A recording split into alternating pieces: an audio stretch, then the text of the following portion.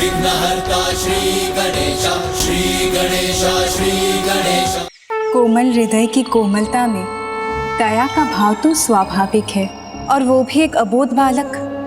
कीट की रक्षा भी की और साथ ही अनजाने में ही जल चढ़ाकर अर्क गणपति का आशीष भी पा लिया। उस अबोध बालक को सांसारिक ज्ञान तो मिल रहा था, किंतु उसके कोमल हृदय को अध्यात्म का ज्ञान कहाँ था। पर वो झिंगुर कीट की रक्षा करते करते अनजाने में उस पेड़ की जड़ में वास करने वाले प्रभु महागणाधिपति की प्रतिदिन उपासना करने लगा।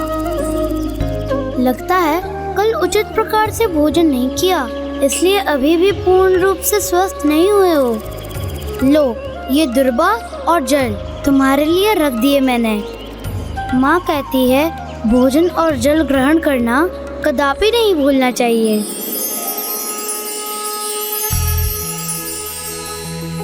नमस्ते ब्रह्मरूपाय विष्णुरूपाय ते नमः। नमस्ते रुद्ररूपाय करिरूपाय ते नमः। विश्वरूप स्वरूपाय। ये माँ का बनाया लड्डू है, ये भी खा लेना। भक्त प्रियाय माँ ने भोजन के लिए दिया था, किंतु भोजन बांटकर खाना अच्छा होता है, तो मैं ये तुम्हारे साथ बांट रहा हूँ। अब मुझे जाना होगा।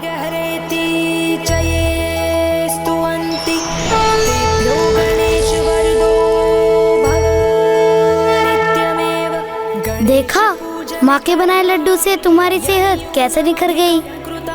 अब तुम छलांग लगा सकते हो, लेकिन इसका अर्थ ये नहीं कि तुम यहाँ वहाँ घूमने लगो। भोजन की चिंता मत करना, मैं तुम्हें प्रतिदिन दुर्बा, जल और अपने भोजन में से कुछ देता रहूंगा। ये भी खा लेना। अपना ध्यान रखना।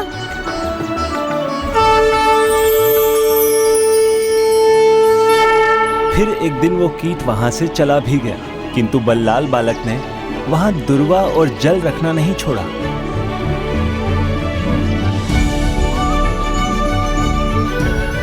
वो तो आज भी यहाँ दिखाई नहीं दे रहा, किंतु उसे पता तो है कि मैं उसके लिए प्रतिदिन भोजन रखता हूँ। वो अवश्य आएगा।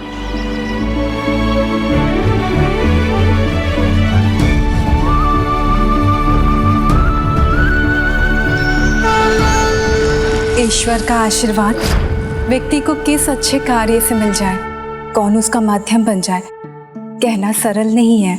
उचित कहा आपने प्रिय। आशीर्वाद स्वरूप बल्लाल को एक नया जीवन मिलने वाला था, किंतु वर्तमान में वो अपने बाल्यावस्था के आनंद को खो रहा था। युवाओं का जीवन जी रहा था, जो उसने नहीं, उसके पिता ने निर्धारित किया था।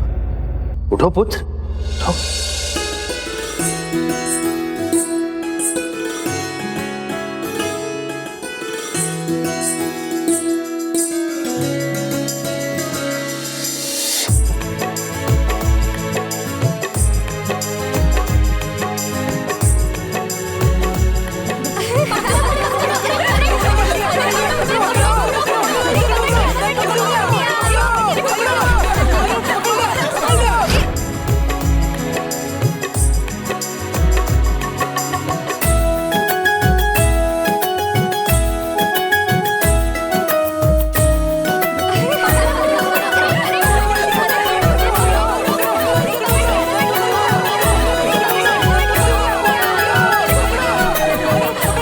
पुत्र बल्लाल, वहां पर क्यों रुके हो?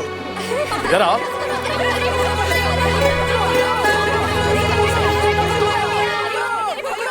जी पिताजी। आज से दोपहर में विश्राम करना बंद करो पुत्र।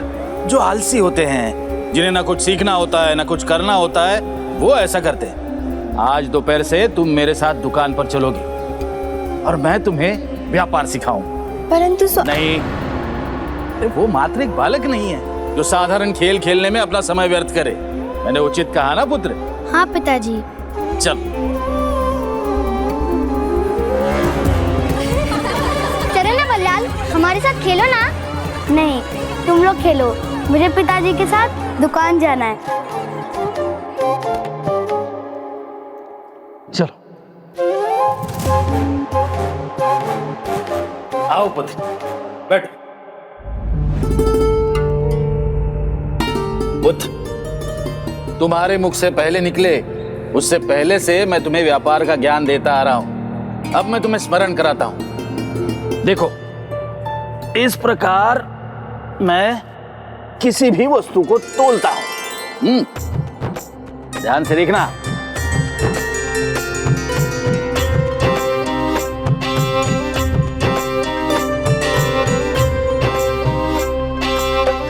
तो अब स्वयं प्रयास करो। लो।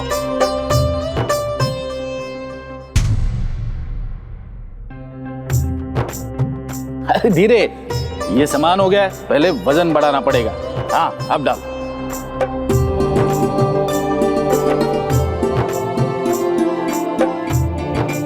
जिस दंड से बालक गिल्ली डंडा खेलते हैं, उसी दंड से बल्लाल अपने पिता की दुकान पर भार तौलने का अभ्यास कर रहा था। इसी प्रकार बल्लाल अब प्रतिदिन अपने पिता के साथ दुकान पर आता था और फिर कुछ ही दिनों बाद। पिताश्री, अरे आओ, ये है मेरा पुत्र बल्लाल। ये गणित विद्या के विख्यात गुरु हैं। इन्हें प्रणाम करो पुत्र। प्रणाम गुरुजी। संध्या काल का समय तो तुम्हारे पास होता है, तो आज संध्या से गुरुवर तुम्हें गणित सिखाएंगे। अब गणित भी बल्लाल की दिनचर्या का भाग बन गया था, किंतु कल्याण को इतने में संतोष नहीं हुआ। उसने बल्लाल पर 2 अन्य पाठ का बोझ भी डाल दिया।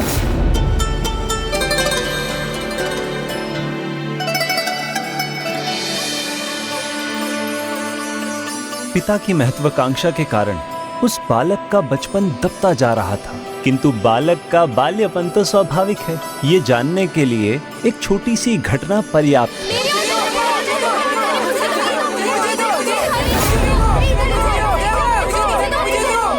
वो मात्र एक बालक नहीं है जो साधारण खेल खेलने में अपना समय व्यर्थ करे। जो भी है, मैं तो नहीं खेल सकता। पिताजी ने मना जो किया है।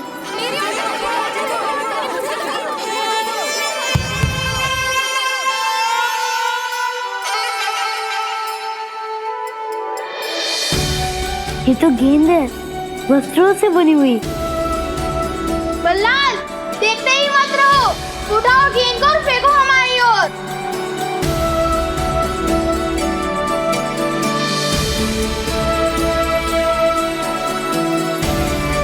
जाओ ना बल्लाल, फेंको ना।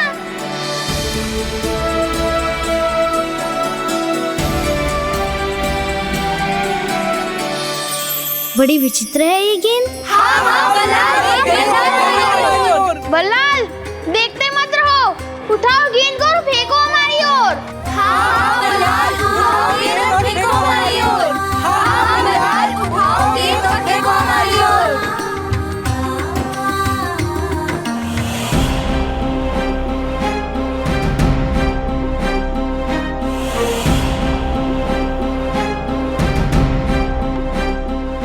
क्या कर रहे हो? ऐसे क्या देख रहे हो? गेंद जीवन में पहली बार देखी है क्या? हाँ, पहली बार देखी है। इसने आज तक गेंद ही नहीं देखी। तो खेला कैसे होगा इसने? चलो, अब तो देख ली ना, तो फेंको हमारी ओर।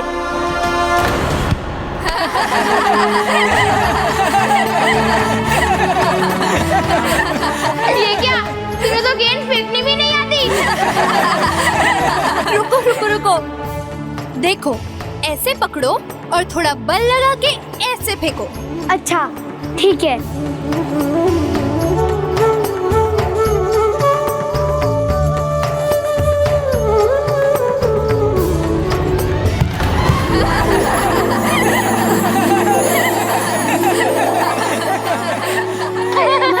नहीं फेंक पाया। देखो, ये तो फेंक ही नहीं सका। चलो, फेंको मत, थोड़े मौके हमें दे दो। हाँ, वहाँ भीतर आने से तुम्हारे पिताजी ने रोक रखा है, इसलिए तुम ही आ जाओ ना।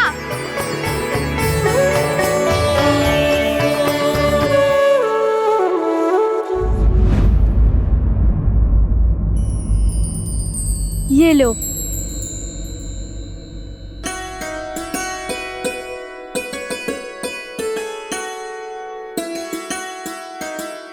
हाँ हाँ, समझ गया। जब इसे उछाल के पकड़ोगे तो खेलने का मन करेगा ही ना, और आनंद भी बहुत आएगा। हाँ हाँ, और इससे हाथों की सिकाई भी हो जाती है गेंद पकड़ने से। अच्छा, बल्लाल, अब तुम आ ही गए हो तो खेल भी लो, क्योंकि आज तुम्हारे कोई गुरु नहीं आएंगे। निकट का बांध जो टूट गया है और मार्ग भी बंद है।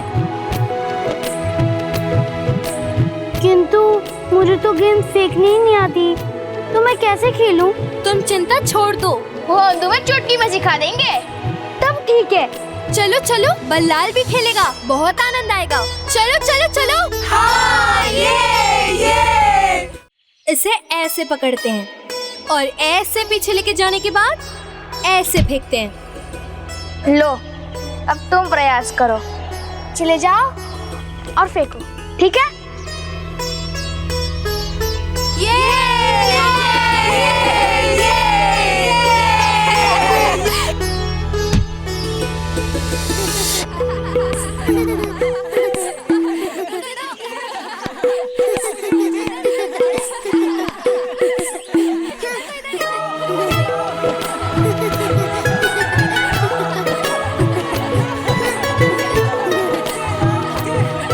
किस माँ को अपने बच्चे की खिलखिलाहट नहीं भाएगी। बल्लाल पहली बार इतना खिलखिलाकर हंस रहा है, और बालक और खेल का संबंध तो पुष्प और उसकी सुगंध के जैसा होता है। मैं कह रहा हूँ ना, खेलने कूदने में बालक का कोई लाभ नहीं होता, समय व्यर्थ होता है बस। किंतु मैं तो अपने पुत्र को बांध कर नहीं रखूंगा भाई, वो तो खेलेगा भी और कूदेगा भी, और भूख भी अधिक लगेगी। तो अब से चावल थोड़ा अधिक ही दिया करो कल्याण भैया, अरे थोड़ा और डाल दो।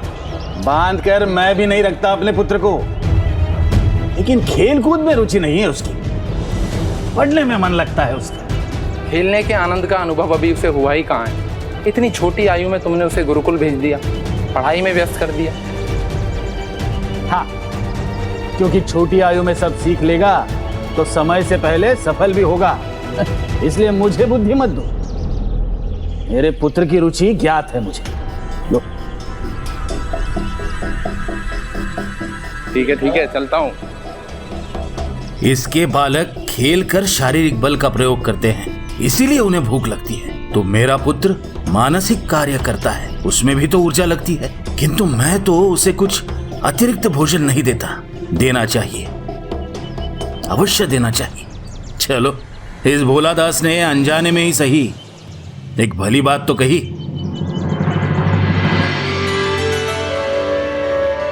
क्यों पुत्र बल्लाल, आज बहुत प्रसन्न लग रहे हो? हाँ पिताजी, वो आज पहली बार मैं स्वामी, ये बादाम लो, बल्लाल के लिए। प्रतिदिन भिगोकर खिलाना इसे। जी स्वामी, खिला दूंगी।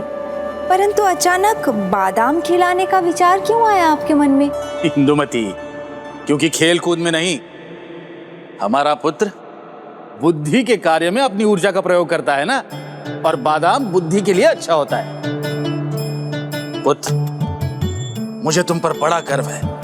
बस अब ऐसे ही शिक्षा प्राप्त करते रहना, अपना ध्यान खेल कूद में कभी भटकने मत देना। बता रहा हूं, उसका कोई लाभ नहीं, समझे?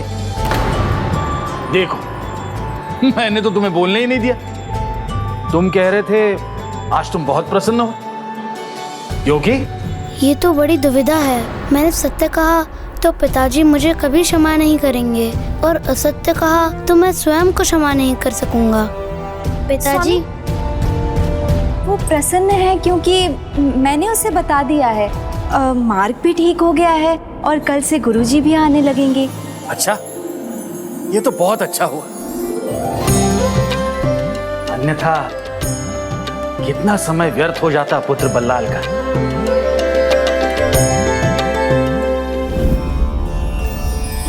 प्रणाम गुरुजी।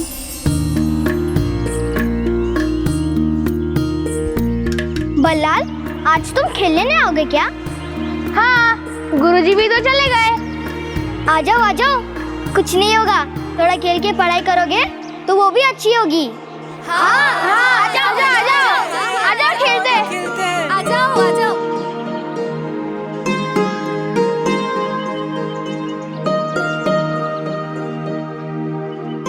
जाओ पुत्र, धन्यवाद माँ।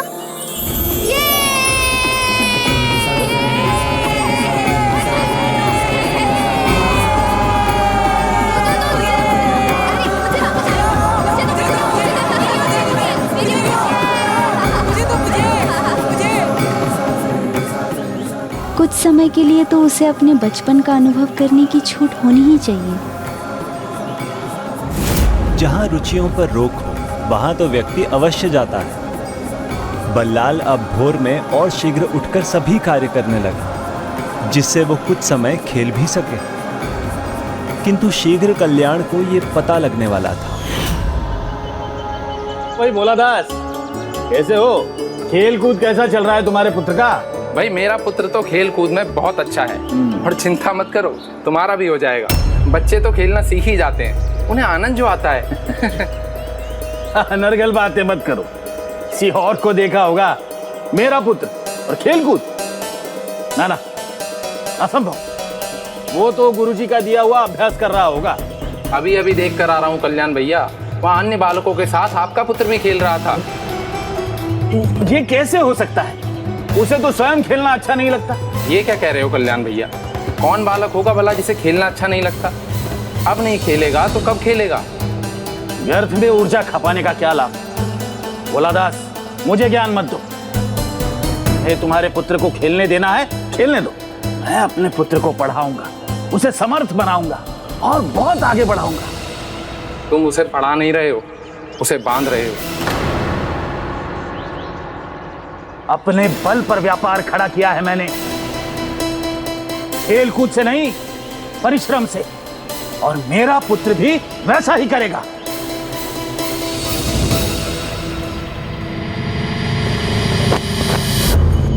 सत्य कड़वा होता है कल्याण भैया, उसका सामना करना नहीं सीखा तुमने। खैर मुझे मेरा सामान तो दे दो। अभी मेरी झपकी का समय है, बाद में आना। ठीक है।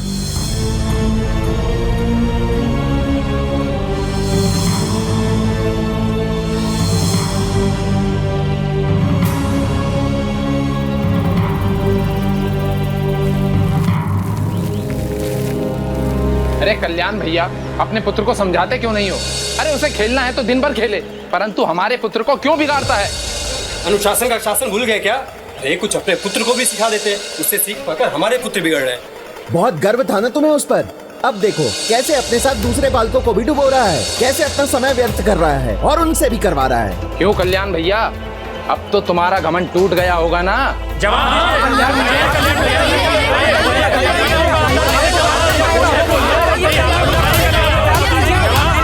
जवाब दीजिए आप।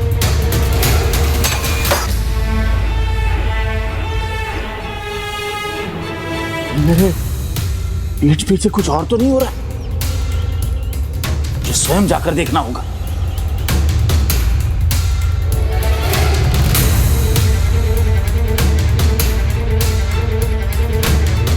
क्या हो गया? आज दुकान बंद क्यों कर दी? अरे आवश्यक कार्य है, थोड़ी देर बाद आना। हाँ, और अपना सामान लेकर चल। लो भाई देखो, आज कल्याण भाई ने पहली बार अपना अनुशासन तोड़ा है, दिन में ही दुकान बंद कर दी।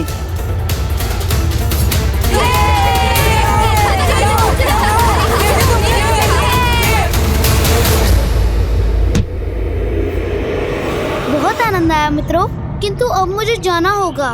गुरुजी का दिया कार्य जो करना है। कुछ समय और रुक जाओ ना बल्लाल। हाँ, अब तो खेलने में भी कितने कुशल हो गए हो तुम। हाँ, कितना आनंद आ रहा है। रुक जाओ ना बल्लाल। रुक जाओ ना बल्लाल। अच्छा अच्छा ठीक है, किंतु बस एक बार।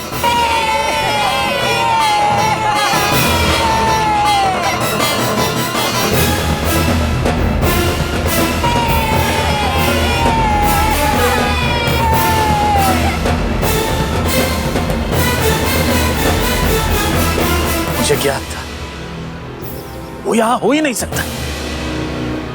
वो अवश्य घर पर पढ़ाई कर रहा होगा।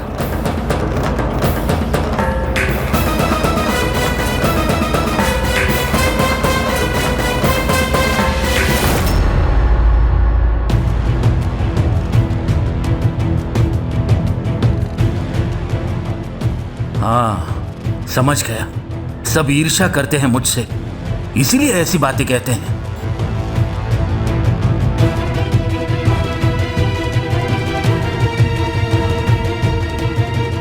किंतु इसके मस्तक पर इतना श्वेत क्यों है? पिताजी को कहीं संदेह तो नहीं हो गया?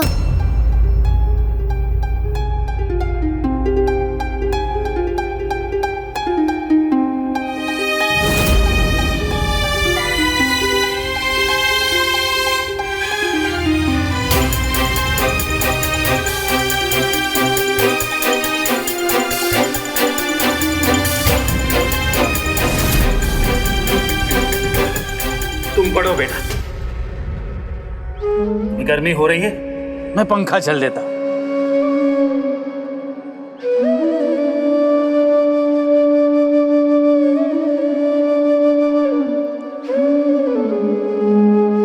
किंतु पिताजी, मैंने कार्य पूर्ण कर लिया। पूर्ण हो गया तो अच्छा है। अब मैं तुम्हें एक नया पाठ सिखाता हूँ। क्या पाठ पिताजी? व्यापारी होने के नाते तुम्हें अपनी बात दूसरों से मनवाना आना चाहिए। ऐसा क्या करना चाहिए कि तुम्हारी बात कोई भी न टाले। आओ।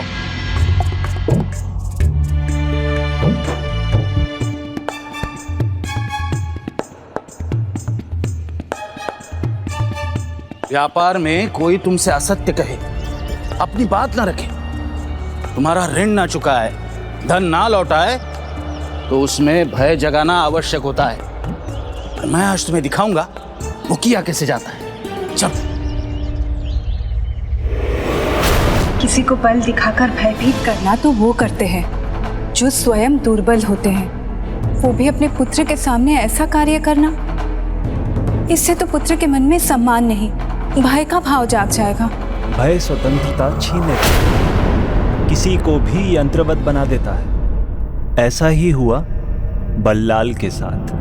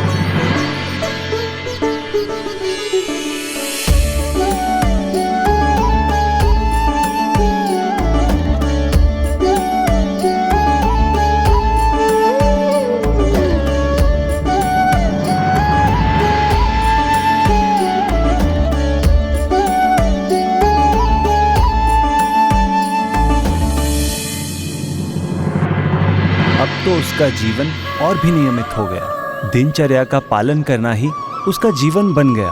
किंतु दिन का एक भाग ऐसा भी था जो भय से मुक्त था, जब वो खिलखिलाता था।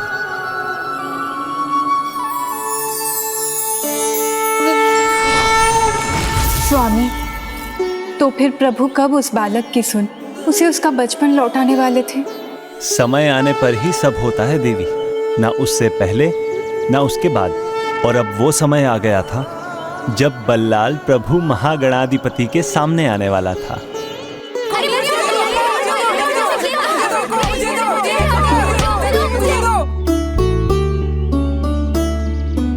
क्या हुआ? आज तुम गुरुकुल से श्रीगल लौटाए? हाँ, और आजकल हमारी और तुम देखते तक नहीं। मित्रों को अपने भूल गए क्या? क्या हुआ? हमसे कुछ भूल हो गया है क्या? या फिर हमने कुछ कह दिया?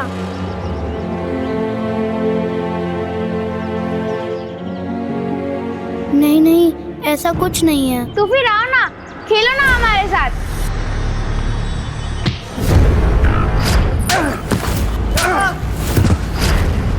नहीं नहीं नहीं, मैं नहीं खेल सकता। पता था हमें कि तुम मना ही करोगे। लो ना, खेलो ना। नहीं, मैं नहीं खेलूंगा।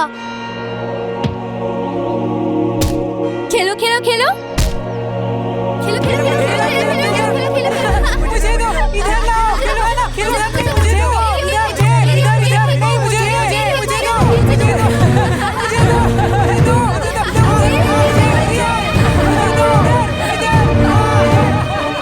कल्याण तो कहता था कि इसे खेलना अच्छा ही नहीं लगता, परंतु इसे देखकर तो ऐसा नहीं लग रहा।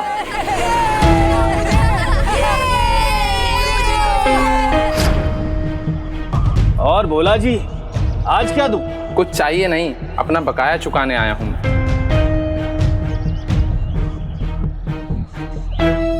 तुम्हारा भी कुछ बकाया है जो मुझे चुकाना है।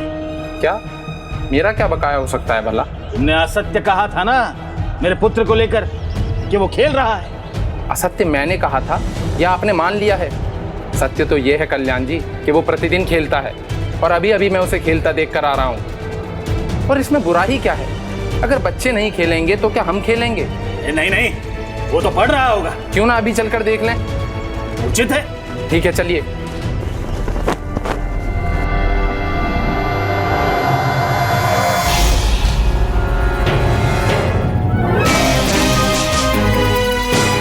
चलो चलो।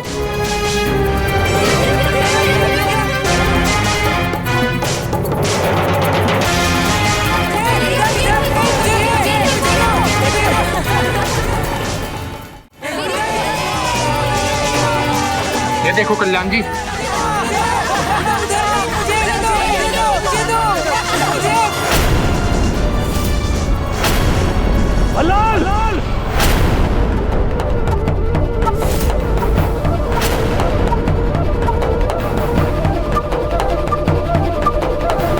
पिताजी।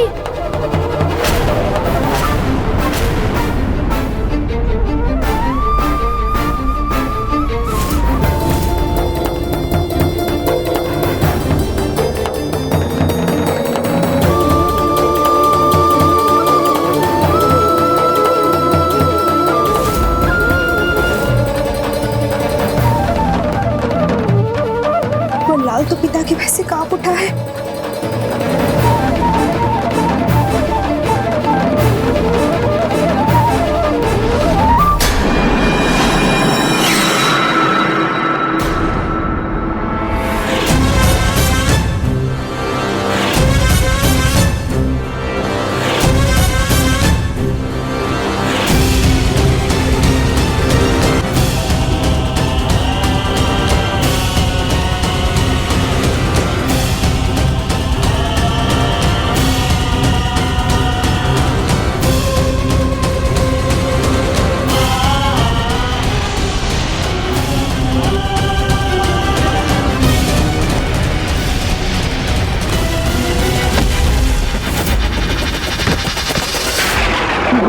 बल्लाल, मेरे पुत्र।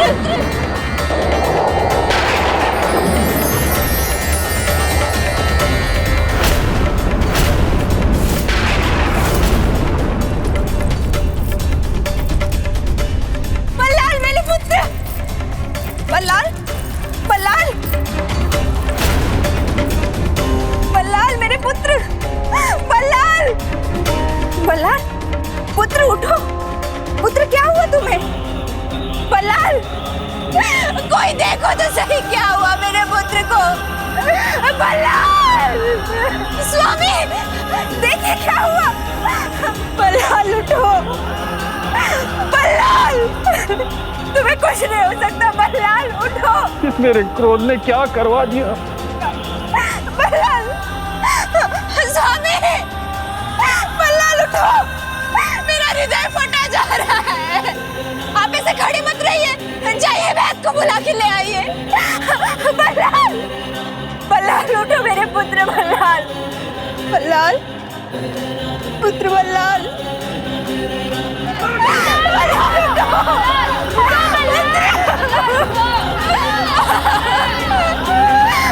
पुत्र उठो।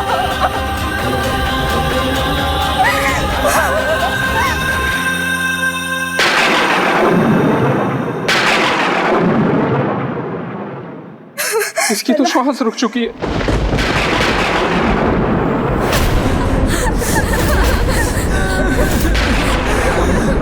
अब वैद्य को बुलाने से कोई लाभ नहीं होगा। मेरे पुत्र, तुम मुझे छोड़ के नहीं जा सकते बल्लाल। मेरे पुत्र, स्वामी।